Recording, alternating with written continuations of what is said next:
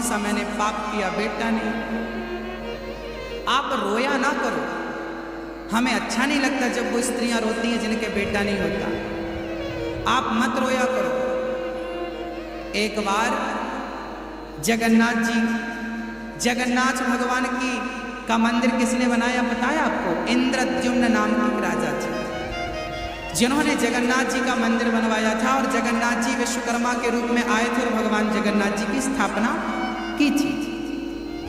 तो इंद्रद्युम्न राजा थे, उनकी पत्नी का नाम था गुंडीचा।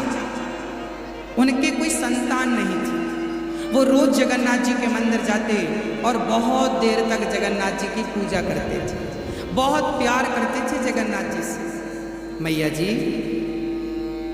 एक दिन भगवान जगन्नाथ जी प्रकट हो गए, बेटा तुम क्या चाहते हो, जो मांगोगे मैं तुम्हें दूंगा।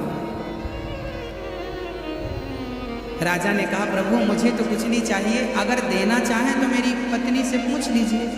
तो जगन्नाथ जी ने कहा, गुंडीचा माँ बताओ आपको क्या चाहिए, तुम जो मांगोगी मैं, भगवान है भाई, अब क्या नहीं दे सकते। गुंडीचा बोली, प्रभु आपका दर्शन होता है मुझे, आपने जो ये मानव का तन दिया है ये बहुत अनमोल है, मुझे कुछ नहीं चाहिए। भगवान बोले, माँ तुम मांग लो ना कुछ, तुम्हारे बेटा नहीं, तुम बेटा क्यों नहीं मांग लेती। गुंडीचा रोने लगी, प्रभु आज कहा तो कहा, आज के बाद कभी मत कहना कि मेरे कोई पुत्र नहीं है, कोई संतान नहीं है। प्रभु मेरे 3 संतान हैं, 2 बेटा 1 बेटी। जगन्नाथ जी ने कहा, माँ असत्य क्यों बोलती हो, मैं तुम्हारी किस्मत को पढ़ रहा हूं, तुम्हारे भाग्य में कोई संतान सुख नहीं, पर मैं तुम्हारी तकदीर बदलने आया हूं। गुंडीचा बोली, प्रभु आप जो लिखा है वो पढ़ रहे हैं, पर मैं वो बात कहने जा रही हूं जो आपने लिखा ही नहीं। क्या? तब गुंडीचा ने कहा, प्रभु कभी मत कहना कि आप मेरा बेटा नहीं है, मेरे 2 बेटे हैं। पहले बेटे का नाम जगन्नाथ है, दूसरे बेटे का नाम बलभद्र है, एक बिटिया है जिसका नाम सुभद्रा है, तुम तीनों मेरे ही बेटे हो। भगवान को अपना बेटा मान लिया था गुंडीचा ने, इसलिए आज भी साल में एक बार 8 दिन के लिए भगवान जगन्नाथ जी अपनी माँ के घर जाते हैं। जब रथ यात्रा निकलती है तो अपनी मौसी माँ के घर जाते हैं, गुंडीचा के घर। ये वही माँ है जिसने बेटे के रूप में पाया था। और आज भी जब पितृपक्ष आते हैं ना, तो जगन्नाथ भगवान के द्वारा आज भी उन माँ बाप का पिंडदान किया जाता है। तुम्हारा बेटा कितने दिन तक पिंडदान करेगा, क्या क्या करेगा? अच्छा ये बताओ, यदि बेटा ना पाने से स्त्री अभागिन होती है तो मुझे बताओ, क्या यशोदा माँ के कोई बेटा था? बोलो बोलो मेरी माँ, यशोदा ने क्या गर्भ से कृष्ण को जन्म दिया था? यदि बेटा ना होने से स्त्री अभागिन है तो यशोदा भी अभागिन होनी चाहिए ना। मेरी माँ, बेटा बेटी से कोई भाग्यशाली या अभागी नहीं हो जाता। गोविंद को अपना बेटा, जीवन में जिस चीज का अभाव हो उस जगह भगवान का भाव बना लेना चाहिए। बेटा नहीं है तो कृष्ण मेरा बेटा है। त्वमेव माता च पिता त्वमेव, यशोदा ने बेटा बनाया कि नहीं? गोपियों ने पति बनाया कि नहीं? ग्वाल वालों ने मित्र बनाया कि नहीं? सुदामा ने मित्र बनाया कि नहीं? बोलो भाई। अर्जुन ने प्रेम के कारण कन्हैया से रथ हकवाया कि नहीं? प्रेम के कारण छिलकों का भोग लगाया कि नहीं? यदि वो सब कर सकता है, झूठे बेर सबरी के खा सकता है, तुम्हारा बेटा नहीं बन सकता? ये जो बिहारी जी हैं आपके भाटापारा में, ये बिहारी जी आपके बेटे हैं। तुम्हारा बेटा ना हो तो बिहारी जी में बेटे की दृष्टि बना लो, पति ना हो तो बिहारी जी को पति की दृष्टि में देखो, पिता ना हो तो बिहारी जी को पिता की दृष्टि से देखो, भाई ना हो तो बिहारी जी को अपना भाई बना लो, बिटिया ना हो तो राधा रानी को अपनी बेटी बना लेना, वो तुम्हारी बेटी बन जाएगी। बहन ना हो तो राधा रानी को अपनी, वो सब कुछ बनने को तैयार है, तुम बनाओ तो सही। तुम दुनिया वालों के लिए रोते हो तुच्छ प्राणियों के, वो बैठा है तुम्हारा सब कुछ बनने को, तुम बनाते कहाँ हो?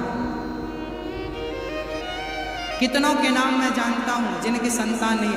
आप ये मत कहा करो कि तेरा बेटा नहीं, तू अभागिन है, आपको पाप लगेगा, भगवान नाली का कीड़ा बनाएगा।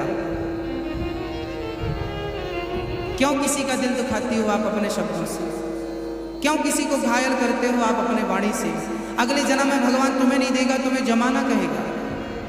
हाँ, किसी को देखकर हंसा मत करो, क्योंकि यदि आपने हंस दिया ना तो ईश्वर वही स्थिति आपकी भी कर देंगे।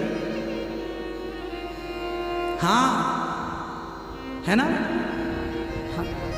किसी का अपमान ना करना, किसी का अनादर ना करना, किसी का तिरस्कार ना करना, किसी का परिहास ना। समाज भरी सभा में आप किसी का अपमान कर देते हैं, अरे तुम तो ऐसे लोग, चल गलत है। ईश्वर सब नोट कर रहा है, दिखाएगा वो। उसके घर देर हो सकती है, अंधेर नहीं। जिनके बेटा नहीं होता, बेटा क्यों नहीं होता इसका कारण भी मैं आपको बताऊंगा। क्यों नहीं होता आपका बेटा? कारण है भाई, अगर मैंने बैंक से कर्जा ले लिया तो मेरा कर्जा यदि मैं चला गया तो बेटे को चुकाना पड़ेगा कि नहीं? नोटिस किसके पास आएगा?